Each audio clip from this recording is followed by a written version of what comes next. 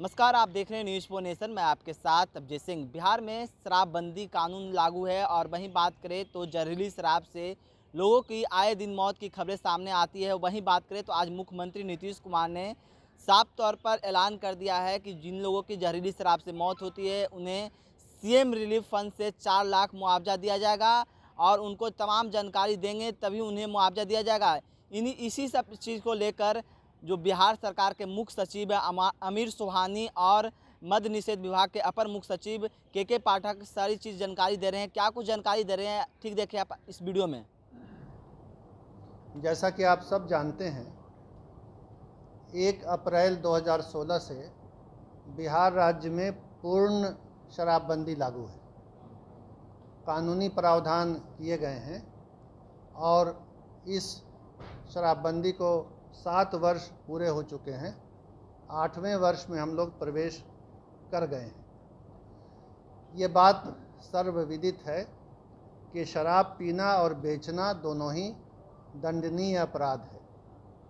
राज्य सरकार ने इस बारे में राज्य के निवासियों को अवगत कराने के लिए व्यापक प्रचार अभियान लगातार चलाया है।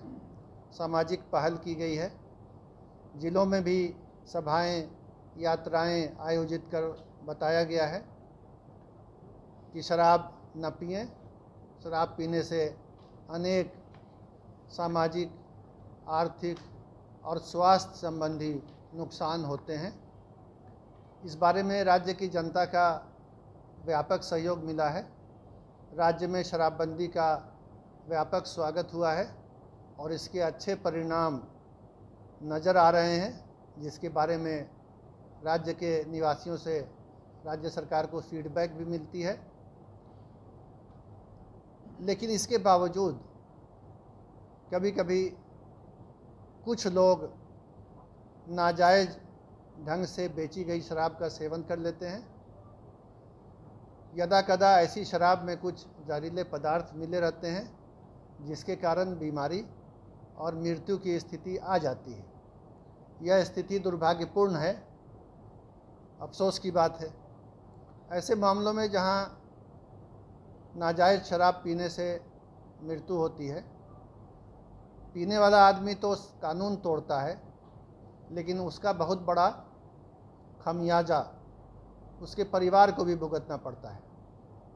पीने वाला आदमी अगर और पी करके मरने वाला आदमी अगर परिवार का कमाने का वाला सदस्य हो तो उसकी मृत्यु के बाद परिवार बेसहारा हो जाता है, आमदनी बंद हो जाती है, गरीबी और भूखमरी की नौबत आती है। तो ऐसे मामलों में परिवार को गरीबी और भूखमरी से बचाने के लिए बिहार की राज्य सरकार ने माननीय मुख्यमंत्री जी के स्तर पर निर्णय लिया है कि ऐसे परिवारों को अनुग्रह अनुदान देने का एक प्रावधान किया जाएगा, एक नया प्रावधान किया जाएगा।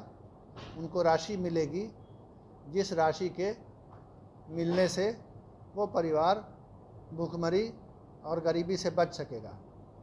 इस अनुग्रह अनुदान की राशि कितनी होगी, किस परिस्थिति में दी जाएगी, क्या प्रक्रिया इसकी होगी, कैसे मिलेगा, इसके बारे में आप सबको बताने के लिए मैं अपने वरीय सहयोगी पदाधिकारी श्री के पाठक, अपर मुख्य सचिव मद्य निषेध उत्पाद एवं निबंधन विभाग से अनुरोध करता हूं कि आपको वे संबोधित करें। मुख्यमंत्री महोदय ने अभी सुबह ही घोषणा कर दी थी, तो बात जो तय हुई है वो ये है कि 1/4/2016 के बाद से जो मृत्यु ऐसी हुई हैं जहां जहरीली शराब से हुआ है, तो वहाँ पे हम माननीय मुख्यमंत्री जी ने जो घोषणा की है उस अनुसार यह सीएम रिलीफ फंड से, यानी कि मुख्यमंत्री राहत कोष से यह अनुदान दिया जाएगा। ये 4 लाख रुपए की राशि होगी। देने की प्रक्रिया जो है वो मैं आपको बता देता हूँ कि वैसे लोग जो लोग मरे हैं उनके आश्रित एक आवेदन देंगे। अगर ऐसा आवेदन देते हैं तो और उसमें वो लिखते हैं कि वो शराबबंदी के समर्थन में हैं और लोगों को भी इस अभियान में जोड़ेंगे और शराबबंदी का ज़ोर शोर से प्रचार प्रसार करेंगे, अन्य लोगों को प्रेरित करेंगे। यदि वो ऐसा करते हैं और ऐसे हुए केसेस में अनुसंधान जो होते हैं, पुलिस जो केस दर्ज करती है तो उसमें पूरा सहयोग करते हैं। तो वैसे में जिला प्रशासन उनको 4 लाख रुपए देने पर अनुशंसा सीएम रिलीफ फंड में को करेगा। इसमें एक बात होगी कि एक पोस्टमार्टम रिपोर्ट लगाने की हमने अनिवार्यता रख दी है। वो अनिवार्यता रखी है हमने आज की तारीख के बाद से, यानी कि आज के बाद जो लोग मरेंगे उनको अगर पोस्टमार्टम रिपोर्ट होती है तभी अनुदान दिया जाएगा, ताकि उसमें तसल्ली हो जाए कि वाकई में जहरीली शराब पीकर इनकी मृत्यु हुई।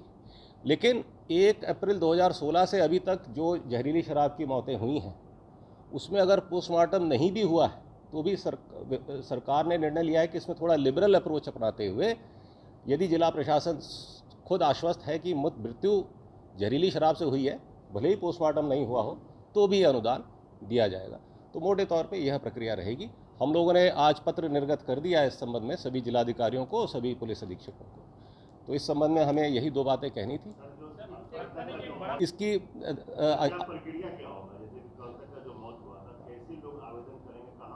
ये जिलाधिकारी को आवेदन करेंगे और अगर वो जिलाधिकारी फिर इसमें एक जांच करेंगे।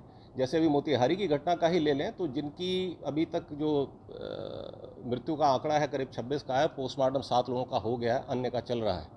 तो 7 लोगों का तो पोस्टमार्टम हो ही गया है। तो इन 7 का जब पोस्टमार्टम रिपोर्ट आ जाएगी, विसरा की भी रिपोर्ट आ जाएगी, तब जिलाधिकारी इसको लगाकर हमारे यहाँ भेजेंगे और फिर हम माननीय मुख्यमंत्री सचिवालय में इसको भेजेंगे। नहीं, फर्जीवाड़ा इसको ऐसा भी नहीं होगा कि किसी ने कह दिया कि हमारा जो पति था या हमारा पिता था जहरीली शराब से पी के मृत्यु हो गई और हम मान लेंगे, ऐसा नहीं। उसकी पुलिस इन्वेस्टिगेशन में भी छानबीन होगी। अन्य मेडिकल रिपोर्ट तो रही हुई होगी, अस्पताल में इलाज हुआ नहीं हुआ। ये माना जाता है कि प्राइमरी सिम्टम ये होता है कि जैसे ही जहरीली शराब का अंदेशा होता है तो सबसे पहले आँख की रोशनी जाती है, उसके बाद ही मृत्यु होती है। तो ये सब चीज़ें, कोई इलाज हुआ नहीं हुआ, तरह तरह की कागज़ अभी भी हम लोग मांगेंगे, वरना एकदम खुलेआम कोई कह दे और हम दे दें, ऐसी भी बात नहीं। नहीं, उनके किन के लिए जवाब देता हूँ, मैं जवाब देता हूँ। ये नया प्रावधान बनाया गया है, जिला पदाधिकारी अपने स्तर पर छानबीन करेंगे। अभी इसका कल से या आज से ही कहिए इम्प्लीमेंटेशन शुरू होगा। हम लोग उस समय देखेंगे, जो उचित तरीका होगा अपनाएंगे।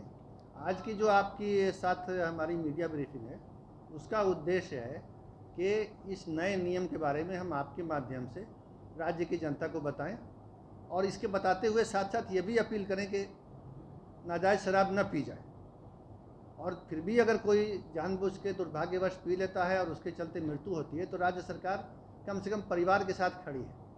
अब इसमें अभी आज ही इसके कार्यान्वयन के बारे में सूक्ष्म विश्लेषण करने की ज़रूरत नहीं है, अभी काम होने दीजिए। कुछ केसेस डिसाइड होंगे, कुछ लोगों को राहत मिलेगी, फिर आप जो प्रश्न उठा रहे हैं वो अगर उसकी ज़रूरत होगी तो उसको भी देखा जाएगा। तो आज इस मीडिया ब्रीफिंग में आने के लिए हम आप सबको बहुत बहुत धन्यवाद देते हैं। कल जो फैसला है वो केवल मौत के लिए मुआवजा देने का हुआ है, इससे अधिक कोई और अगर भविष्य में फैसला होता है तो हम ऐसे ही मीडिया ब्रीफिंग आपकी करते रहेंगे। आज का निर्णय इतना ही है, पब्लिक डोमेन में कोई नई चीज़ नहीं है।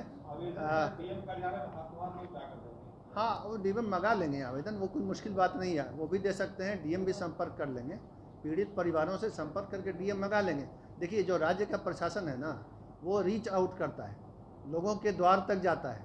ऐसा नहीं है कि वो देने के लिए आवेदन नहीं आएगा तो उसका आवेदन नहीं होगा, वो जाएगा, सरकारी कर्मचारी उससे लिखवाएगा। गरीब है कोई परिवार वाला, पत्नी अगर है, अनपढ़ है, तो कराया जाएगा। हर तरह से सहायता दी जाएगी। हमारी सहानुभूति उन परिवारों के साथ है और हम आश्वस्त करते हैं कि उनको भूखे नहीं मरने दिया जाएगा। और भविष्य में उनसे अपील भी करते हैं कि समाज में बाकी जो लोग हैं वो सीख लें और शराब न पिएं। मैं समझता हूँ आज की जो ब्रीफिंग है ना, मीडिया ब्रीफिंग, इसका उद्देश्य पूरा हुआ। यहाँ आने के लिए, सहयोग देने के लिए मैं आप सबको धन्यवाद देता हूँ। तो आपने सुना अपर मुख्य सचिव के पाठक को मद्य निषेध विभाग के, और मुख्य सचिव आमिर सुबहानी का उनका साफ तौर पे कहना है कि जिन लोगों को भी जहरीली शराब से मौत होती है उन्हें अपने पोस्टमार्टम रिपोर्ट और तमाम चीज़ को जानकारी वहाँ के डीएम को देना पड़ेगा। और जब डीएम वहाँ के जांच पड़ताल करेंगे तो उन्हें अनुदान दिया जाएगा सीएम रिलीफ फंड से। और इससे पहले जिस तरह से बात करें कि 2016 से ही बिहार में शराबबंदी कानून लागू है और जहरीली शराब से लोगों की मौत भी हुई है, उस पर उन्होंने साफ तौर पर कहा है कि उन्हें पोस्टमार्टम रिपोर्ट नहीं देना होगा, लेकिन डीएम के पास आवेदन देने के बाद जांच पड़ताल होगी, उसके बाद उन लोगों को सीएम रिलीफ फंड से पैसा मुआवजा दिया जाएगा। इस तमाम खबरों के बने न्यूज़ पॉइंट के साथ नमस्कार।